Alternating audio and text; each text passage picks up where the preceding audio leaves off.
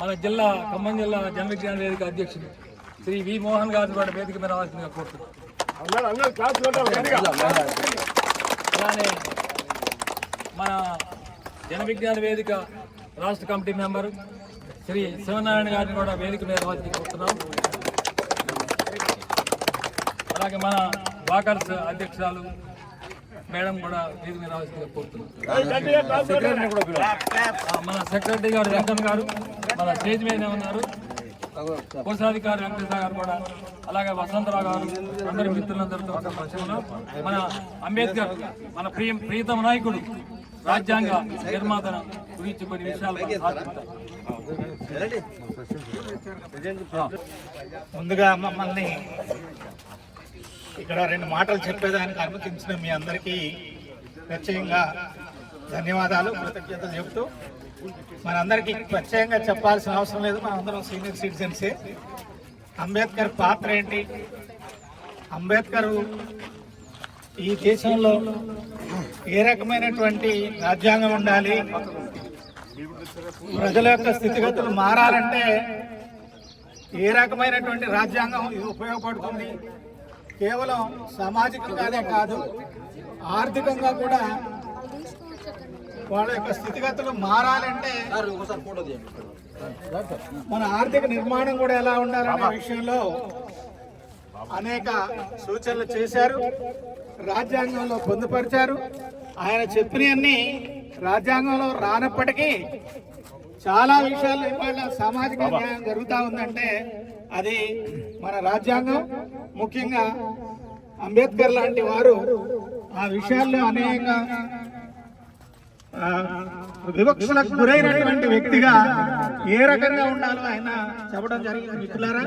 అంతేకాదు ప్రపంచంలోనే ఒక పెద్ద మేధావిగా గుర్తించబడినటువంటి వ్యక్తి. అటువంటి వాళ్ళని ఇవాళ ఉన్నటువంటి సమాజంలో కొంచెం ఒక పక్కకి నెడుతున్నట్లుగా నాకైతే అనిపిస్తా ఉంది. ఒక కులానికో లేకపోతే ఒక వర్గానికో ఇటువంటి పెద్దల్ని మేధావుల్ని పక్కకి నెట్టి వాళ్ళ యొక్క ప్రాధాన్యతని తగ్గించడం కూడా బహుశా జరుగుతూ ఉంది. అది మనం గమనించాల్సిన అవసరం ఉంది. ఆయన చెప్పిన దాన్ని చూడాలి తప్ప ఎవరు చెప్పారు, ఏ వర్గం వాళ్ళు చెప్పారు అనేది చూడటం అనేది అది పాక్షిక దృష్టికి మాత్రమే ఉంటుంది. మిత్రులారా, ఆయన స్ఫూర్తితోని ఈ దేశాన్ని ముందుకు తీసుకోవడంలో మనందరం పెద్దలుగా మనకు తెలిసిన విషయాన్ని రాబోయే తరాలకు కూడా మన ముందున్నటువంటి పిల్లలకు కూడా చెప్తారని ఆశిస్తూ ఈ అవకాశం ఇచ్చిన మీ అందరికీ ధన్యవాదాలు తెలియజేస్తూ ముగిస్తున్నాను. మన రాజ్యాంగ నిర్మాత అయినటువంటి డాక్టర్ అంబేద్కర్ జయంతి సందర్భంగా ముఖ్యంగా వారు చేసినటువంటి కృషి ఇవాళ మన ఇండియా, మన భారతదేశం యొక్క ముఖ్య ప్రాధాన్యత సంతరించుకుంది. మరి అలాంటి మహానుభావులు మన దేశంలో పుట్టి మంచి పేరు ప్రతిష్టతో రాజ్యాంగాన్ని నిర్మించినటువంటి వారికి మనందరి తరఫున శుభాకాంక్షలు. అదేవిధంగా దానికి సంబంధించినటువంటి సబ్జెక్ట్ ఉన్న వాళ్ళు ఎవరైనా మాట్లాడితే బాగుంది, ఎవరైనా వచ్చి మాట్లాడచ్చు, ఎవరైనా సార్ ఇక్కడ. ఎందుకంటే నా రిక్వెస్ట్, బడుగు బలహీన వర్గాల ఆశాజ్యోతి, మన దేశం లోపల రిజర్వేషన్స్ రావడానికి ప్రధానంగా కారణమైనటువంటి వాడు అంబేద్కర్. అయితే నాగేశ్వరరావు గారు చెప్పినట్టే ఇప్పుడు అంబేద్కర్ ఒక రకంగా పక్కకు పెట్టబడుతున్నాడు.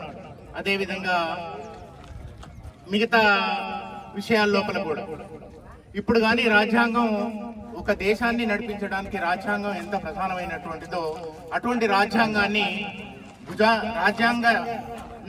భుజాన వేసుకొని రచించినటువంటి మహా గొప్ప మేధావి అంబేద్కర్. అయితే ఏ దేశానికైనా అభివృద్ధి సూచిక. అటువంటి విద్య లోపల ఈ కాలం లోపల పెడదోర్లు వస్తున్నటువంటి సందర్భాలు